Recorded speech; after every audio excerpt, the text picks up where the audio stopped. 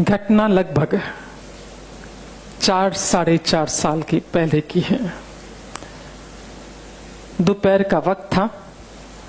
मैं कल्याण मासिक पत्रिका पढ़ रही थी। मुझे लगता है काफी लोग परिचित होंगे इस कल्याण मासिक पत्रिका से। गीता प्रेस गोरखपुर से जो छपती है, परिचित है ना, मारवाड़ी तबका है तो जानते हैं। वो पढ़ रही थी।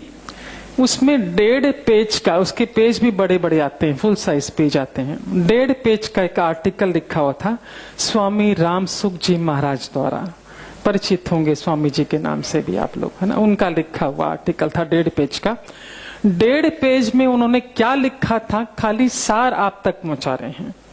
लिखते हैं स्वामी जी कि जो भी आप गलत कार्य करते हैं, झूठ बोलते हैं, चोरी करते हैं, जो भी गलत काम करते हैं, उस कर्म का फल तो आपको भोगना ही पड़ेगा। लेकिन यदि आप पीठ पीछे दूसरों की निंदा करते हैं, बुराई करते हैं, चुगली करते हैं, तो जिसकी चुगली, जिसकी बुराई आप कर रहे हैं, उसके कर्म आपको भोगने पड़ते हैं। मत करो चुगली, निंदा, बुराई पीठ पीछे। अपने ही कर्म कम है क्या भोगने के लिए, जो दूसरों के भी अपने माथे मढ़ते हो? मत करो। और अंडरलाइन के साथ लिखा था, ये रब कर दो, ब्लैक, कि मात, पिता, गुरु और संत। अंडरलाइन मालूम है किसको बोलते? मोटे अक्षर अंडरलाइन, इसलिए कि ध्यान आकर्षित हो, हम उस पर फोकस कर सके। लिखा था कि माता, पिता, गुरु और संत, इनकी तो गलती से भी बुराई ना करें।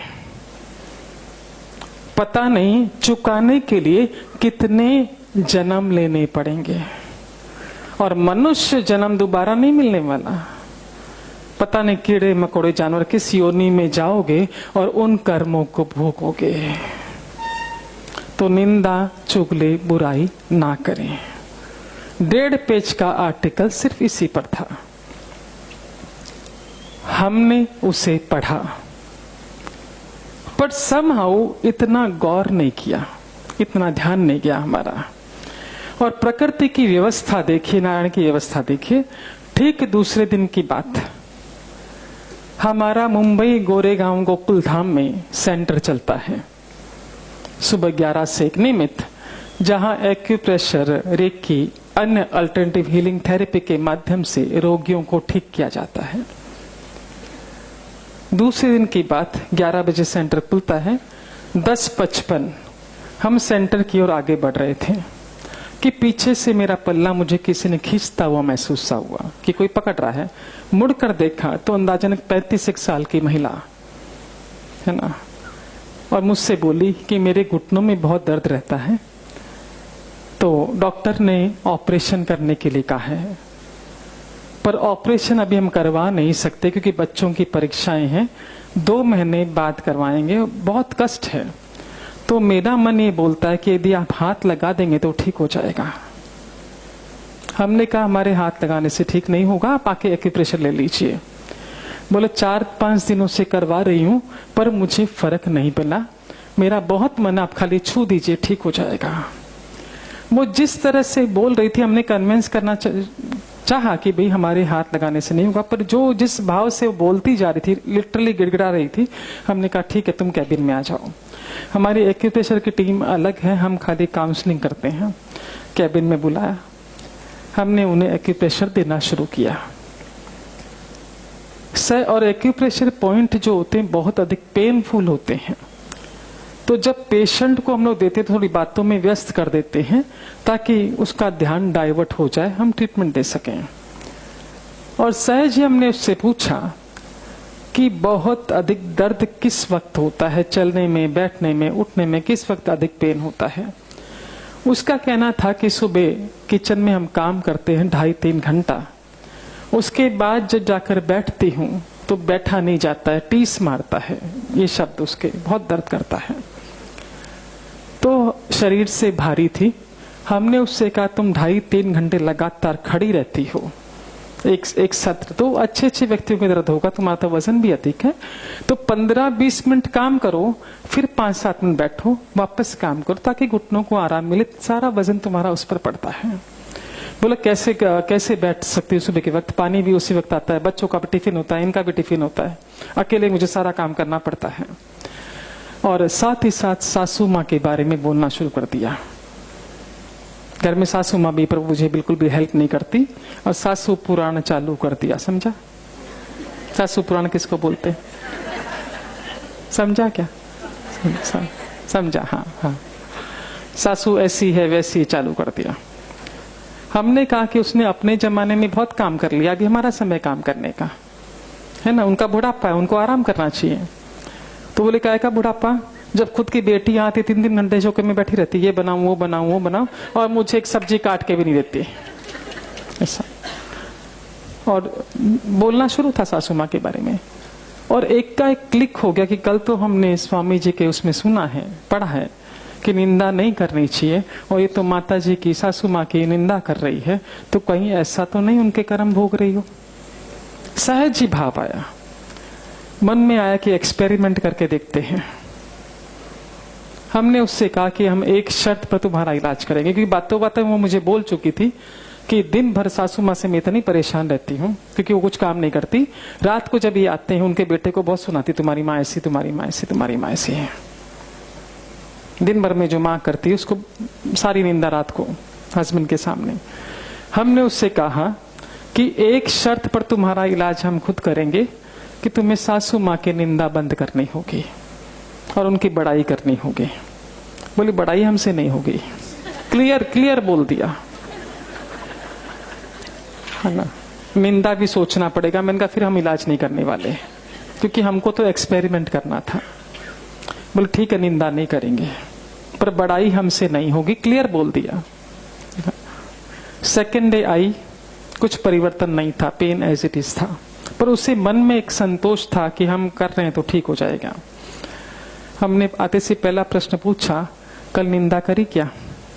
बोला यहां तक आया।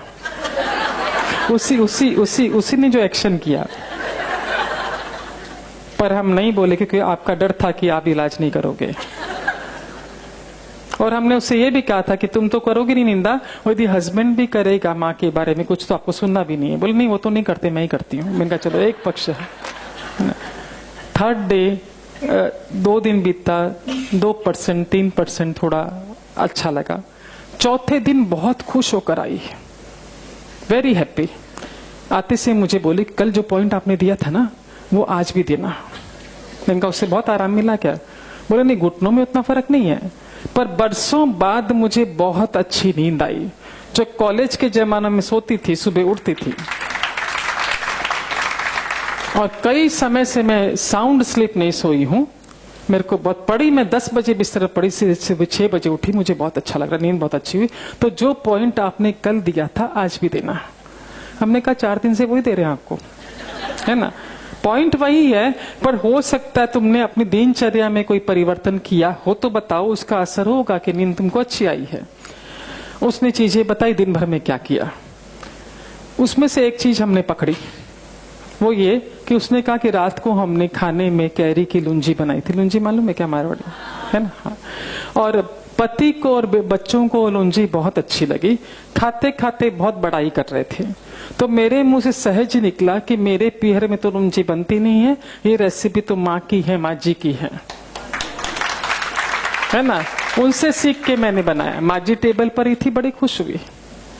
मैंने उनसे कहा देखो वो उसकी आत्मा को खुश किया ना, वो वाइब्रेशन से आपको नींद अच्छी आई। अब चूंकि थोड़ा उसे अच्छा महसूस हो रहा था तो मुझसे बोली अभी आप जो बोलोगे वो करने को तैयार हूं, बस मुझे ठीक कर दो। हमने कहा सासू माँ की बड़ाई कर दो। बोला करेंगे क्योंकि स्वाद आ गया था स्वस्थता का, है ना। उसने लिया लगभग 14 दिन पूरी तरह ठीक होने में, है ना। इस बीच उसका डॉक्टर के साथ भी अपॉइंटमेंट था, क्योंकि ट्रीटमेंट तो चल ही रहा था डॉक्टर के साथ। वो मिलने के लिए भी गई थी। डॉक्टर ने रिपोर्ट्स देखी और कमरे में चलते हुए उसे आते हुए देखा। डॉक्टर ने क्या कहा पता है? कि तुम्हारी रिपोर्ट्स कहती है कि तुम्हें ऑपरेशन की जरूरत है, पर तुम्हारी चाल बता रही की जरूरत नहीं है। यदि दर्द नहीं है तो ऑपरेशन की जरूरत नहीं है, अभी रुकते हैं, जब बहुत पेन होगा तब देखेंगे, फिलहाल नहीं करना है। तो जो थेरेपी तुम कर रही हो कंटिन्यू रखो। ये डॉक्टर के शब्द थे, है ना? हाँ, तो मैं मुझे आके बोली उसने ऐसा बोला है, मैंने कहा, उसने कहा निंदा चुगली मत करो।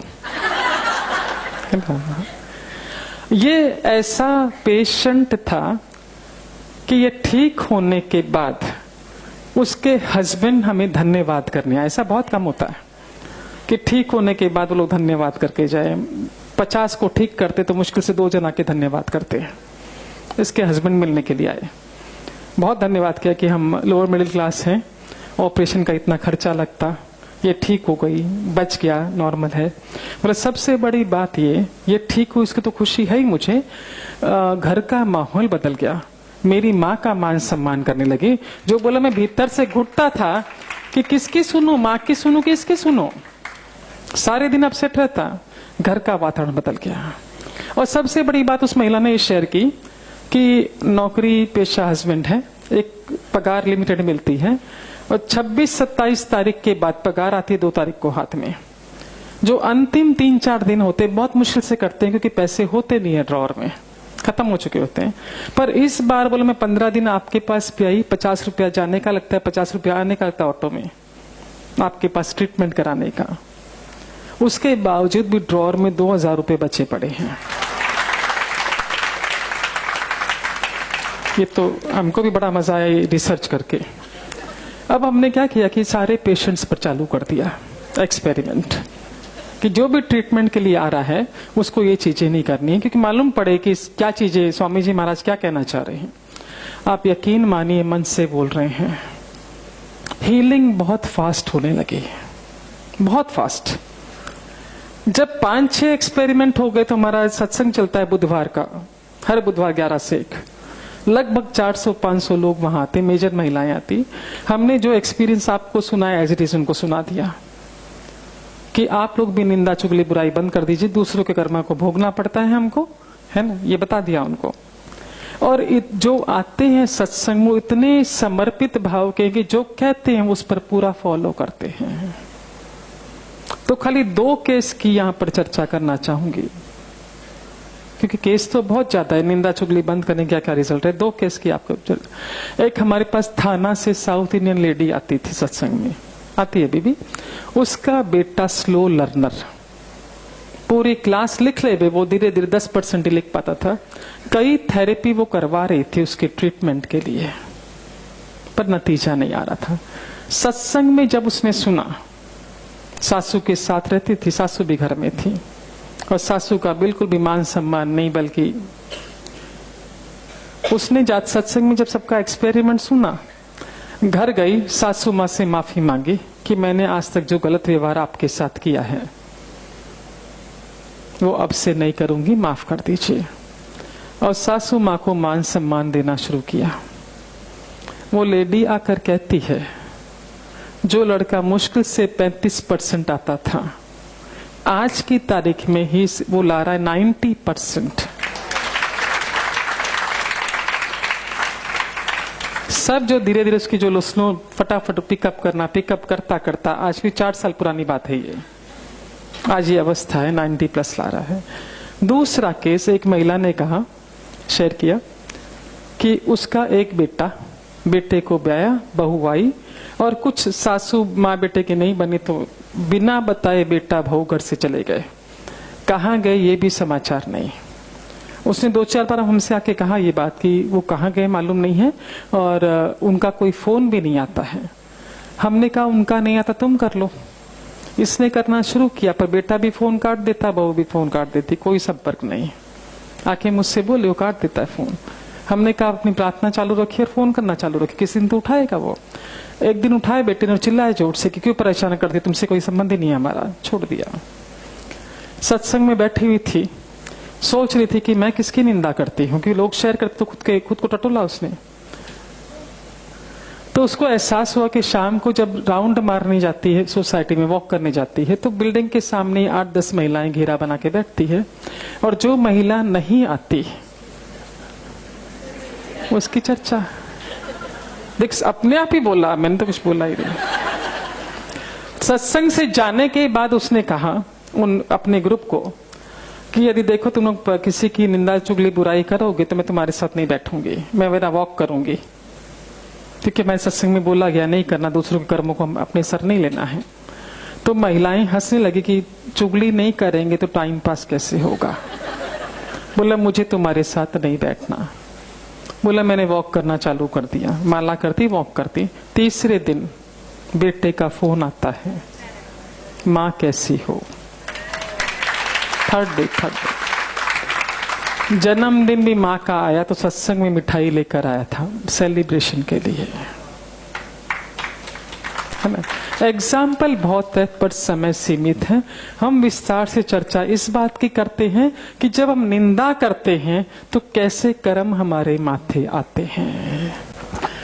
ये ध्यान से देख लीजिए, आपको कई प्रश्नों के उत्तर त्वरित मिल जाएंगे।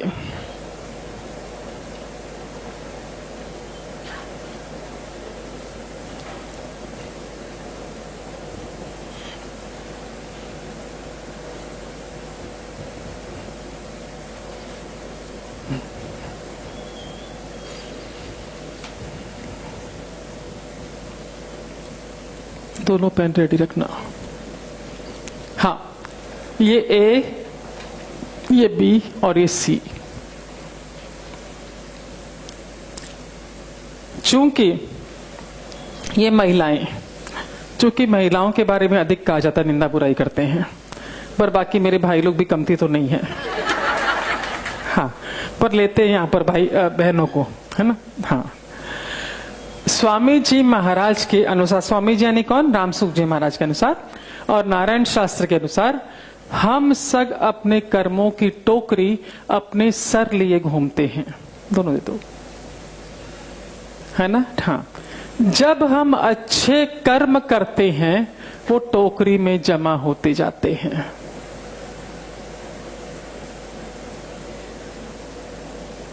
छोटा बड़ा जो भी आपने किया वो कर्म हमारी टोकरी में आता जाता है। जब गलत कर्म करते हैं ये भी हमारी टोकरी में जमा होता जाता है।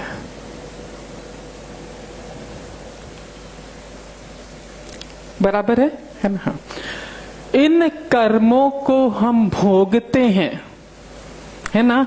जो अच्छे कर्म करे हैं उसकी बाबत हमें सुख मिलता है भोगने के लिए, जो गलत कर्म कर रहे हैं उसकी एवज में हमें दुख मिलता है भोगने के लिए। भोगने के माध्यम क्या, हम तन से भोगते हैं, मन से भोगते हैं, धन से भोगते हैं और संबंधों से भोगते हैं। तन अस्वस्थ, गलत काम किया, तन अस्वस्थ, मन अस्वस्थ, धन की हानि, संबंधों में दूरियां, ये दुख है। तन स्वस्थ, मन स्वस्थ, धन स्वस्थ, संबंध स्वस्थ, ये सुख है। इतना समझा है ना। अब ये तीन करीबी सहेलियां, हम सहेलियां कह रहे हैं पर भाइयों को ये महसूस करना तीन करीबी मित्र, है ना। हाँ, अब एक दिन, करीबी बहुत फास्ट फ्रेंड्स हैं। एक दिन की बात, ये सी जो है शहर के बाहर गई हुई थी। अब ये दो सहेलियां आपस में मिली, ये तो है नहीं, है ना। ए ने इसकी बाबत चुगली करने शुरू करी। जो ही करना शुरू किया कनेक्शन जुड़ जाता है। ये कहां पर भी हो, चाहे 7 समुद्र पार हो, कनेक्शन जुड़ जाता है। बुराई शुरू की, ये जो कर्म इसे भोगने पड़ते, ये कर्म चले गए इसके खाते में, कनेक्शन जुड़ा, ये तो कर खाते में ट्रांसफर होना शुरू हो जाता है। अब ध्यान से सुनो, जो कर्म इसने गलत किया था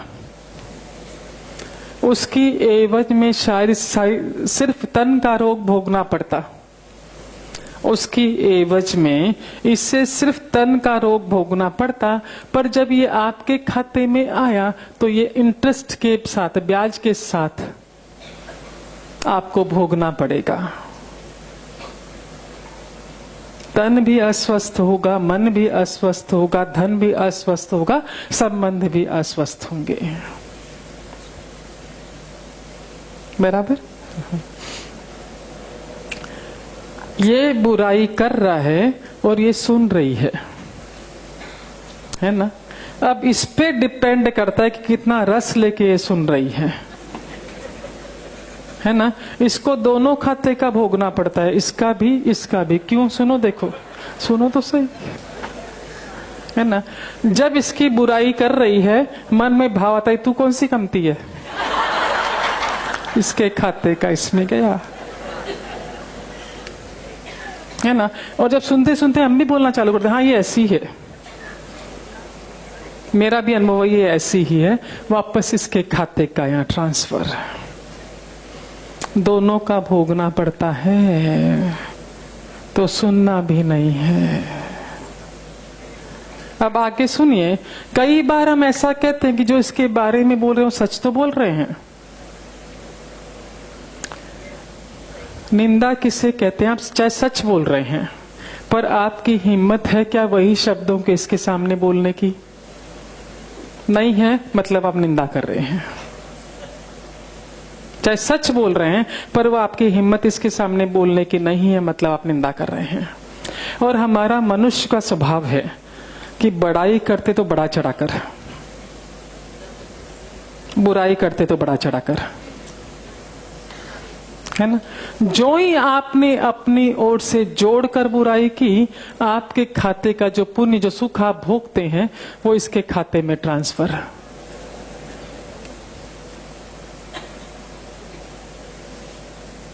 क्या पिन ड्रॉप साइलेंस है, वाह।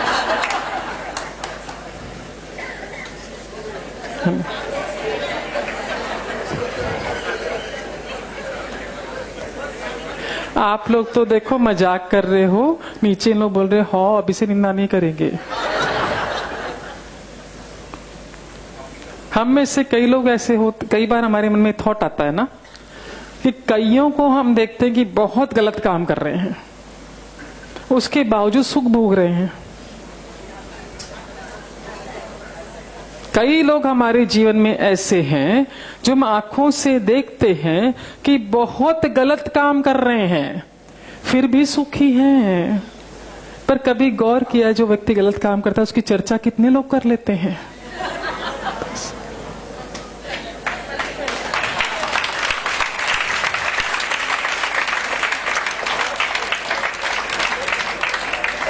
तो सुख भोगेगा ही ना। कितनी चर्चा उसकी करते हैं। हाँ, अब सुनिए जरा सा, आप 10 अच्छे कर्म किए आपने। स्वामी जी महाराज लिखते हैं कि 10 अच्छे कर्म किए, 2 गलत काम किए, है ना। हम उनसे कह देवे कि भाई 10 में से 2 काट ले, 2 का भी भोगना पड़ेगा, 10 का भी भोगना पड़ेगा, है ना। अब देखिए जरा सा, ध्यान दीजिए।